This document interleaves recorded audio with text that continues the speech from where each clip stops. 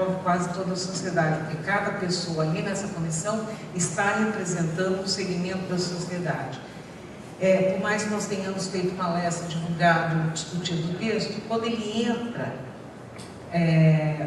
quando ele é publicado, ele entra em vigor, algumas dúvidas surgem, alguns probleminhas, algumas coisas que muitas vezes é impressionante, passa muita gente vê e depois você fala, meu Deus, isso passou, tá? É aquela cegueira coletiva que muitas vezes acontece, né? Então essa comissão tem por finalidade agilizar esse processo de esclarecimento, até de mudança, se necessária, na norma, tá? Infelizmente, por questões inicialmente orçamentárias do Ministério do Trabalho, depois por questões de dificuldade de alguns setores indicarem os representantes, essa comissão era para ter começado a funcionar o ano passado e ela só começou esse ano. Ela começou agora em março, foi a primeira reunião em março, nós já tivemos a segunda reunião em abril e, como o Schneider falou, eu estou coordenando também esse grupo e nós estamos discutindo, e a gente já discutiu uma estratégia de ação, um cronograma de atividade e a nossa prioridade foi começar a elaborar um manual de orientação da NR32, tá? Que era um anseio de quem elaborou. Eu também coordenei o grupo que elaborou o texto básico e nós tínhamos o anseio que nós lançaríamos junto com a norma o guia, mas infelizmente nós não conseguimos fazer isso, então agora que nós estamos elaborando, começando. Nós devemos fazer isso nós já apelidamos, por fascículos, porque se nós formos esperar elaborar o manual da norma todo, isso vai demandar muito tempo, então a gente deve terminar uma parte, publicar e daí nós vamos complementando para não demorar, porque a gente percebe dificuldade com alguns itens, tá? E a gente vai poder discutir depois melhor isso. Próximo, por favor. Bom, isso aqui é a estrutura formal da norma, que vocês conhecem. A gente inicialmente dividiu por riscos, né? Foi a nossa opção fazer por riscos, depois a gente particularizou algumas situações, a questão de resíduos, serviço de saúde, condições de conforto por ocasião das refeições. Próximo, por favor. Também as questões de lavanderia, limpeza, conservação, máquinas e equipamentos, que também eram setores que necessitavam uma atenção especial. Disposições gerais, que é aquele tópico, né, que tudo que não coube em lugar nenhum vai para aí. E disposições finais, que é um tópico mais legal. Eu gostaria, antes da gente começar a falar bem da NR32, destacar muito bem essa definição do que a norma entende por serviço de saúde, tá? Que aí já vem uma primeira dúvida, onde a norma se aplica, tá? Ela se aplica à farmácia, ela não se aplica à farmácia, ela se aplica à veterinária, não se aplica à veterinária, onde ela se aplica? Bom, o próprio conceito de serviço de saúde está no campo da norma, apesar dos legalistas mais puristas dizerem que a gente nunca deve trazer definição no corpo de uma norma, aqui nós achamos por bem trazer porque é o campo de aplicação da norma. Então, nós definimos como qualquer edificação destinada à prestação de assistência à saúde da população e a todas as ações de promoção, recuperação, assistência, pesquisa e docência em saúde de qualquer nível de complexidade. O que eu chamo a atenção aqui? Edificação. Nós usamos o conceito de edificação justamente, daí foi intencional e era o nosso objetivo, porque nós queríamos abranger, além dos profissionais de saúde, que são aqueles profissionais que têm uma atividade de assistência e promoção à saúde, abranger aqueles profissionais que fazem limpeza, que fazem manutenção, que trabalham dentro da planta do serviço de saúde, mas não têm uma atividade diretamente relacionada à assistência e promoção da saúde. Então isso é importante ficar claro, que por essa definição eles estão abrangidos por conta dessa palavrinha aqui da edificação. Um exemplo que eu sempre dou, quem já me viu falar vai ser o mesmo exemplo, não mudei ainda porque eu não achei melhor, é que, por exemplo, se o serviço de saúde está passando por uma obra de construção civil, uma reforma, o pessoal que está trabalhando ali, os operários, durante a obra eles têm que atender o disposto na NR32. Então eles têm que ter uma capacitação mínima com relação ao risco biológico, ao risco químico, se é o setor onde eles estão trabalhando. O PPRA tem que ver esse setor onde eles estão fazendo essa reforma, se existe risco químico, se existe risco biológico. tudo tem que se aplicar de acordo com a NR32, tá? Isso é muito importante, porque algumas dúvidas são nesse sentido. Uma outra questão que surge sempre é com relação a veterinário. Abrange ou não veterinário? Abrange ou não as clínicas veterinárias? Não, tá? Foi no início, quando a gente escreveu o texto básico, a Grimaldi estava aí, estava procurando o Grimaldi para falar que você também está na CTPN. Eu falei, nossa, eu vi o Grimaldi entrar e não via você. O Grimaldi também está na CTPN, também é membro da CTPN. Não abrange. Quando a gente escreveu o texto básico, nós queríamos abranger os veterinários, as clínicas veterinárias. Não conseguimos fazer isso e essa palavrinha aqui impede que a gente faça essa abrangência, tá? Nós estamos em discussão, pode ser que na CTPN mais para frente nós consigamos fazer essa alteração, mas hoje ela não abrange a parte veterinária. Próximo. Bom, então como que fica nosso campo de aplicação, o objetivo da norma? Ela traz diretrizes básicas, é óbvio, uma norma, ela nunca é o máximo, ela sempre é o mínimo que você tem que fazer, tá? Das medidas de proteção à segurança dos trabalhadores do serviço de saúde, aquilo que nós vimos na definição do serviço de saúde, dentro do conceito de edificação, mas também daqueles, bem como daqueles profissionais e trabalhadores que exercem atividade de promoção e assistência de saúde. Nós tivemos que colocar esse bem como, porque senão nós deixaríamos de fora os profissionais de saúde que realizam atividades de promoção e assistência à saúde, mas que trabalham fora da edificação. É o caso de home care, atendimento de via pública, vacinação e campanha de vacinação, enfim, vários exemplos de profissionais que exercem essa atividade de promoção e assistência à saúde fora da edificação. Próximo. Nós vimos lá atrás a estrutura formal da norma, os tópicos dela. Se nós fizermos uma leitura bem apurada da norma, nós podemos dizer que ela se divide muito bem em 3 eixos, tá? Que é um eixo muito grande, que é a capacitação, um outro eixo, que são as medidas de proteção, e um terceiro eixo, que são os programas, aqui entendido o PPRA e o PCMSO. A norma inteira ela se divide nesses 3 eixos, são os 3 grandes eixos da norma.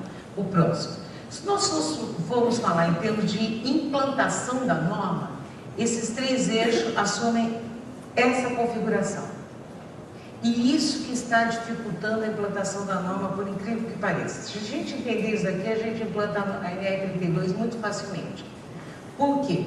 O Mário que usa essa coisa, que nós resgatamos a NR7, a NR9 na NR32.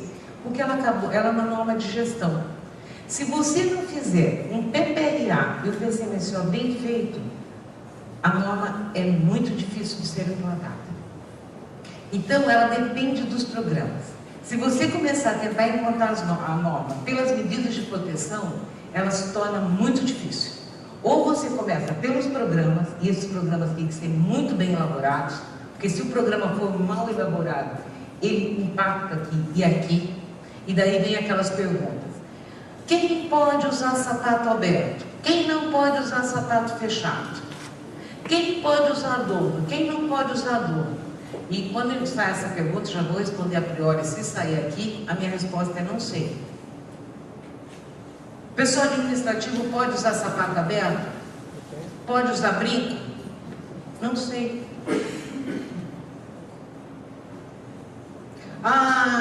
O pessoal de laboratório não, esse exemplo é ruim. Pessoal da nutrição, pode usar? Não sei. Por quê? Vai depender do programa. Vai depender se essa pessoa está ou não exposta a risco. No nosso exemplo, no primeiro exemplo que eu dei, a respeito do administrativo, eu não sei que administrativo é esse. Eu não sei se esse administrativo é a secretária do diretor, não diretor clínico, do diretor geral do hospital, que nunca entra no hospital, e esse hospital tem uma planta que a parte administrativa fica separada. Eu não sei se esse administrativo é aquela pessoa que vai fazer ficha no pronto-socorro de uma pessoa que entra na urgência. Eu não sei se esse administrativo é aquela assistente social que corre o hospital o tempo todo conversando com os pacientes, entrando em quarto e tudo mais.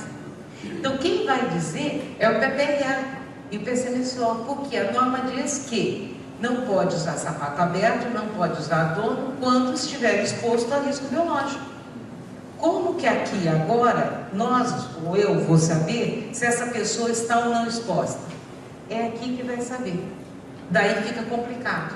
Então, a norma é uma norma de gestão, é uma norma que depende desses programas, ou você faz bem feito aqui, e se fizer bem feito isso daqui, é decorrência, fica fácil, ou então complica tudo isso daqui, porque daí as perguntas, na hora que você vai fazer capacitação, na hora que você vai fazer implantamento de proteção, e daí? É ou não é? Certo? Próximo. Bom, vamos falar da capacitação. Eu não vou falar dos programas, eu vou passar um pouquinho depois do PPRA, porque eu pensei assim, ó, o Schneider para falar. Schneider, só uma coisa, quando eu estiver na metade do tempo, você me dá uma troca? Porque eu falo pouco, então para eu alongar um pouquinho mais, tá? Obrigada. Capacitação. Aqui também nós temos que prestar muita atenção.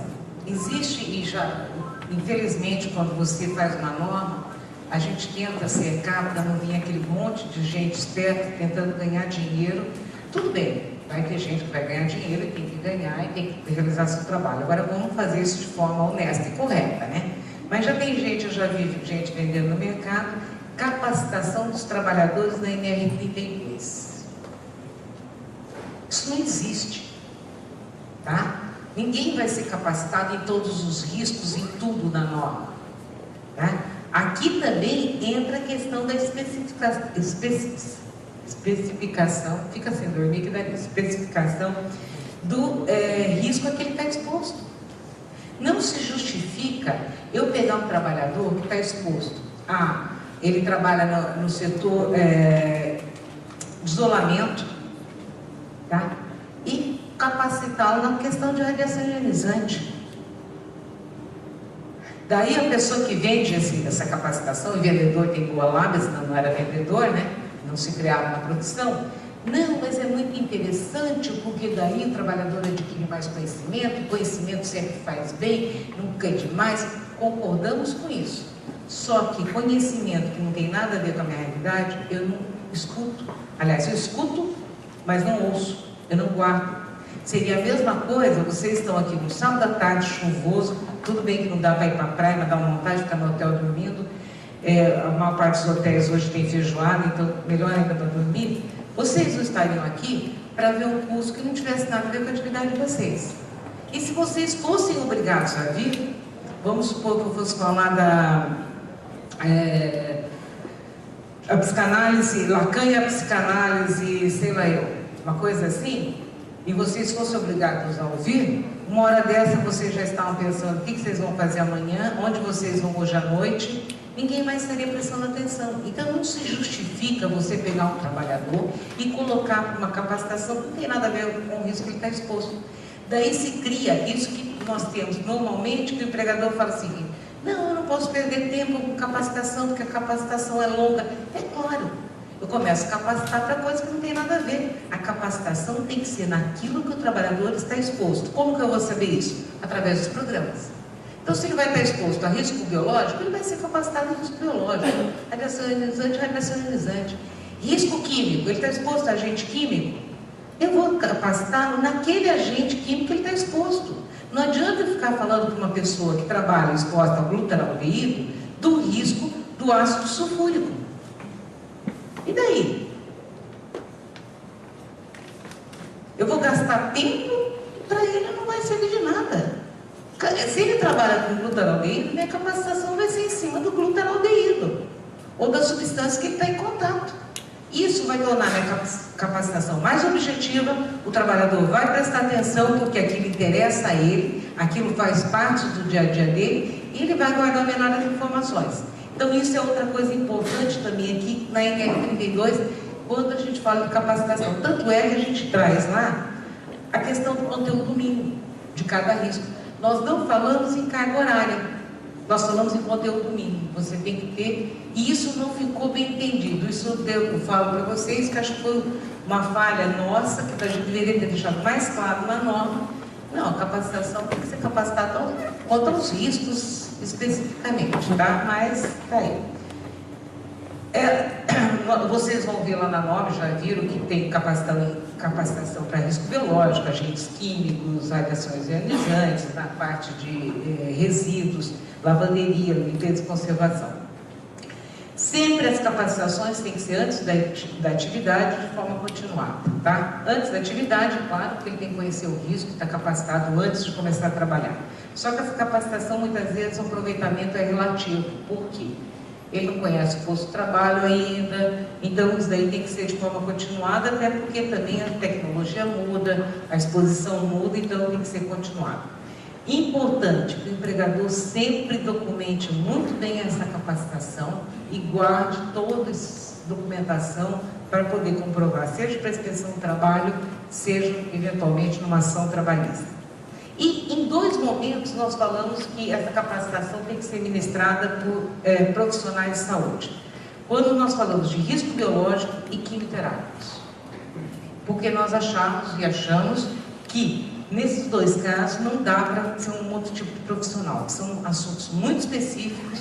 Eu, por exemplo, sou médico do trabalho, eu não me considero capacitada para ministrar um curso sobre quimioterápicos, tá?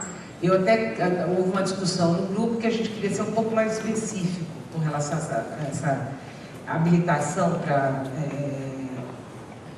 dar essa capacitação, mas acabou ficando como profissionais de saúde. De qualquer forma, uma coisa também, a norma é cara para implantar, não é.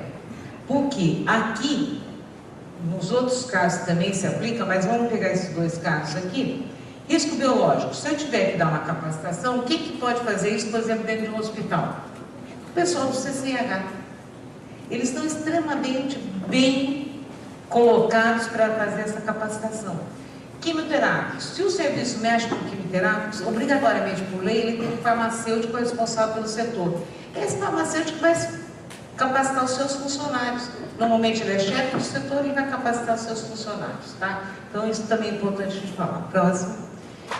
Bom, vamos falar agora, eu vou falar só do PPRA com relação aos programas. Pode passar. Uma coisa que eu gostaria de chamar a atenção, o que nós fizemos, tá? A NR79 já é antiga, o que nós trouxemos para cá, nós não mudamos a norma, nós trouxemos o que minimamente esse programa tem que ter, só isso, tá? Então o que a gente traz aqui, na realidade, se você for fazer uma leitura bem apurada da NR79, isso já está dito lá, a gente só detalhou aqui, a gente trouxe aquilo que muitas vezes já tinha sido solicitado, né? Já falaram para a gente que a gente trouxe a receita do bolo. A receita está meio complicada, mas a gente trouxe a receita do bolo. E chamar a atenção para a obrigatoriedade desses programas estarem disponíveis aos trabalhadores. Com relação à NR9, já havia essa previsão na NR9, a 7 não tinha essa previsão, a NR32 traz que ela tem que estar disponível aos trabalhadores. Próximo. Bom, com relação agora ao PPRA. Minimamente, o que o PPRA tem que ter? A identificação dos riscos biológicos mais prováveis. Aqui eu discordo um pouco dessa redação, isso eu falo sempre, porque eu acho que a redação original é dos agentes biológicos mais prováveis.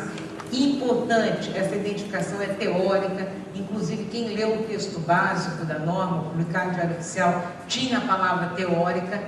Isso é para derrubar o seguinte, gente, ninguém vai ficar colocando placa de pedra para aviar gente no meio ambiente, tá? Não é avaliação quantitativa, é uma avaliação qualitativa, porque já tem gente vendendo aí avaliação quantitativa colocando. Não adianta você colocar uma placa, por exemplo, no pronto-socorro.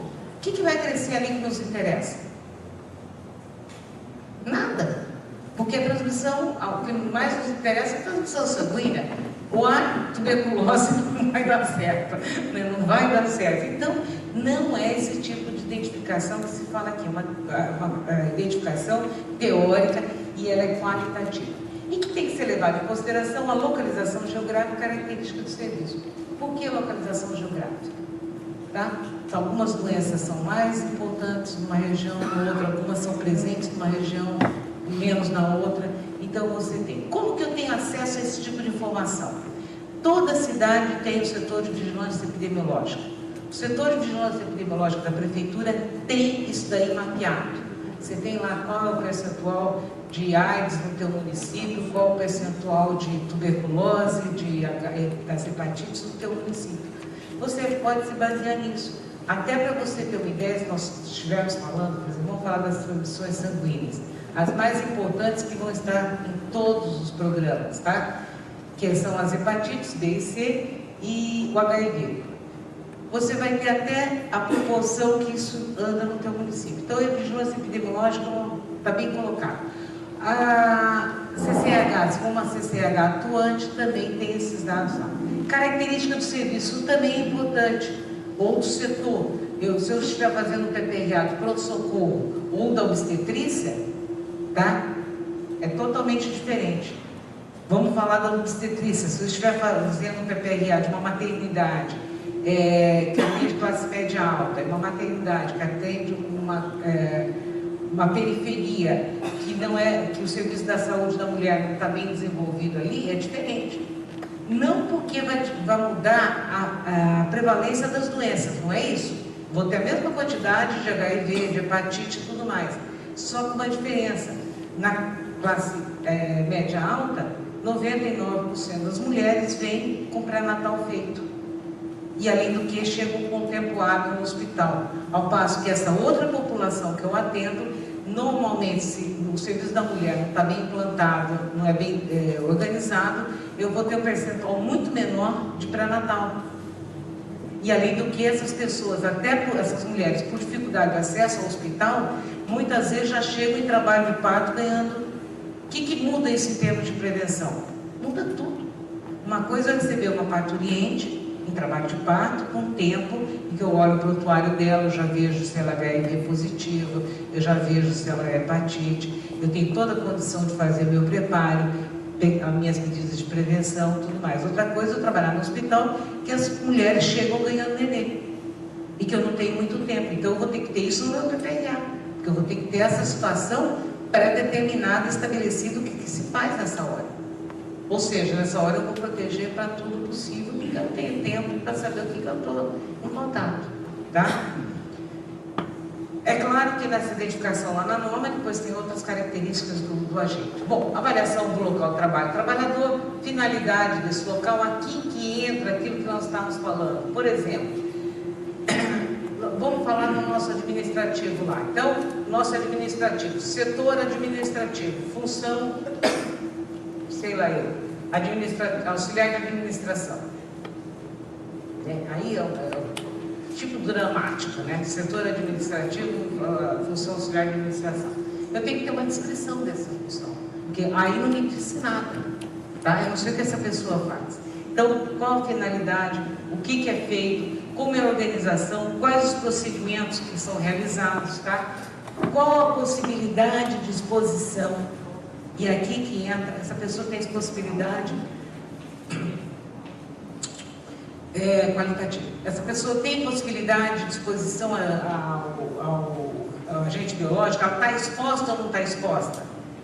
Tá? Se está exposta, e daí já tem que falar se ela está exposta, que tipo de, se ela pode usar adorno, se ela não pode usar adorno, se ela pode usar sapato ou não, aberto, tá? Descrição das atividades e funções e as medidas preventivas. Enfim, esse item mais o de cima, eu fecho a questão do meu programa. Tá? Eu vejo o risco lá, só que o fato do risco estar lá, desculpa, o fato do agente estar aqui, não quer dizer que eu tenha risco. Eu vou ver como que essa trabalhadora está exercendo a sua atividade para saber se ela está exposta ou não. É isso que vai dar o risco, se ela tem a exposição ou não. Ah, mas tem o risco biológico, tem o agente biológico. Tem. Agora, se eu, por exemplo, se é um hospital, vamos falar o seguinte, 0 de atendimento de tuberculose, não tem nada via aérea, tá? E ela só faz entrevista, ela pode entrevistar o dia inteiro, trabalhar paciente com hepatite, que ela não está exposta. Certo? E mesmo tuberculose, se ela só entrevista pacientes com tuberculose que já entraram em tratamento, já não são mais bacilíferos, também a gente já vai discutir isso. Então são essas questões que vão me dar o risco, a exposição dela e o risco. Bom, de qualquer forma, nesse caso, eu acho que isso ficou bem claro, na elaboração do PPRA e do PCMSO tem que haver um trabalho conjunto do SESB, de quem estiver elaborando esse programa, com a CCIH, tá? Porque a CCIH detém esses conhecimentos de infectologia, que para nós médicos do trabalho, vamos venhamos, não é Muito fácil, a gente já esqueceu isso lá da faculdade, tá? A gente já não está mais familiarizado com algumas questões relacionadas a esses agentes. Então, a CCH é uma grande ajuda para a gente, porque eles trabalham com isso constantemente, então eles têm um conhecimento de tecnologia que pode nos ajudar. Próximo. Com relação a produtos químicos, tá? No PPRA, vamos sair do risco biológico, o que tem que ter o inventário dos produtos químicos? Todo mundo, muita gente, gente, isso daqui já deveria estar sendo feito desde 94. É absurdo você falar num PPRA de um local qualquer de trabalho, que tenha produto químico que não tem um inventário. Você tem que ter uma lista de todos os produtos químicos. É trabalhoso? É. O primeiro é muito trabalhoso. Depois se torna mais fácil. Mas sem isso daqui, você não pode falar que é um PPRA. Porque eu tenho que ter listado lá os produtos químicos que são utilizados, tá? E assinalando aqueles que trazem risco à saúde do trabalhador. E desses eu tenho que ter uma ficha descritiva. Agora aqui é muito importante que esse daí seja visto a questão risco. Porque não é o fato de eu ter um produto químico que eu tenho risco. Porque o que nós temos hoje no PPRA? Como auditora, eu tenho acesso a muitos PPRAs. A gente tem comumente uma situação. A situação mais frequente é que o PPRA tenha lá risco, produtos químicos. Não falou nem disse nada, né? Produtos químicos, é água, ar, sei lá, produtos químicos, então não disse nada. Ou então, aquele outro PPRA, que é menos frequente, mas acontece, que é o xiita, né? Risco. Dá uma substância, agora me fugiu. Uma substância qualquer, sem trazer concentração nem como é utilizado. Pá! Tá? Certo, mas substância sem a concentração e como é utilizado também não diz nada.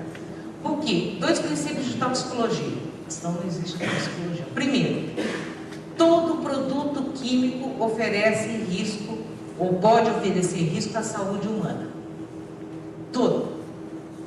Oxigênio, grande exemplo. Tá? Água. Tá? Oxigênio, nós precisamos para respirar, mas numa concentração ele pode nos fazer mal, certo? Então não existe produto inócuo para a saúde humana, ponto. Outra coisa, para saber se tem risco ou não, eu dependo da concentração e do tempo de exposição. Se eu não tiver a concentração do produto químico e tempo de exposição, eu não disse nada no meu PPRA, tá? Então eu vou ter que ter, por isso que no momento a gente fala no risco que ele oferece à segurança do trabalhador, na forma como ele é utilizado. Porque não me interessa o risco inerente da substância. Isso não existe. Eu tenho que saber na concentração e na forma como ele é utilizado. Eu posso ter uma substância que é 100%, que seja utilizado 90%, uma vez por mês durante 5 minutos. E uma outra que é totalmente uma diluição bem mais tranquila, que nessa diluição não ofereceria muito risco, mas que é utilizado 8 horas por dia. Então é isso que vai me dar o risco. Então isso é muito importante para a gente evitar ou o PPRA que não traz informação nenhuma, ou o xiita que existe a substância e existe o risco, tá? Próximo. Com relação à radiação ionizante, aqui a gente tem sempre um pouco de medo, né? Ainda mais nós médicos do trabalho. Se a gente não está familiarizado com agente biológico, né, porque a gente já esqueceu muita coisa de infectologia, quando fala em radiação ionizante, então a gente, com exceção de quem fez um pouco mais de física, ou quem passou um pouquinho na medicina nuclear, mas são poucos, a gente falar em radiação ionizante não quer nem ver isso daí, porque isso aí eu não entendo e não me interessa, tá? Uma coisa que a gente procurou trazer na NR32 são tópicos extremamente simples. Por quê? Todo serviço, ou toda instalação radiativa, o que é instalação radiativa? O serviço de raio-x é uma instalação radiativa, medicina nuclear é outra, radioterapia é outra. Cada instalação dessa, obrigatoriamente, por obrigação estabelecida pela CNEM, que é a Comissão Nacional de Energia Nuclear, tem que ter um plano de proteção radiológica. Tá? Isso não fomos nós que inventamos, isso já está lá. tem que ter um plano de proteção radiológica. Esse plano de proteção radiológica é elaborado por um supervisor de proteção radiológica, formado em cursos credenciados pela CNEM, recebe uma carteirinha da CNEM, enfim, é uma pessoa que sabe o que está fazendo. Se fizer errado, tem a assinatura dele embaixo que ele vai assumir o que... O que acontece é que nós não sabíamos desse plano, da existência desse plano, nós médicos do trabalho, tá? E nesse plano tem todas as informações que a gente precisa sem ser especialista no assunto. Lá tem as medições, tem as áreas de circulação, tem as doses do trabalhador, ou deveria ter, as doses que os trabalhadores estão recebendo, tem todas as informações. Então, o que nós fizemos quando a gente redigiu a norma? Bom, e tem todas as informações que o PPRA precisa ter. Por que nós vamos falar que o empregador vai fazer um PPRA, tem que fazer um PPRA da parte de onde tem exposição a radiações ionizantes, que vai ser feito por um profissional que não é especialista, tá? Quando você já tem um documento elaborado por um especialista. Então, nós colocamos que esse plano tem que ser anexado ao PPRA. Ele não pode substituir, nós não usamos a palavra substituir porque, eventualmente, o engenheiro, o técnico, o médico, se é ele que elabora o PPRA, ele pode querer anexar alguma informação.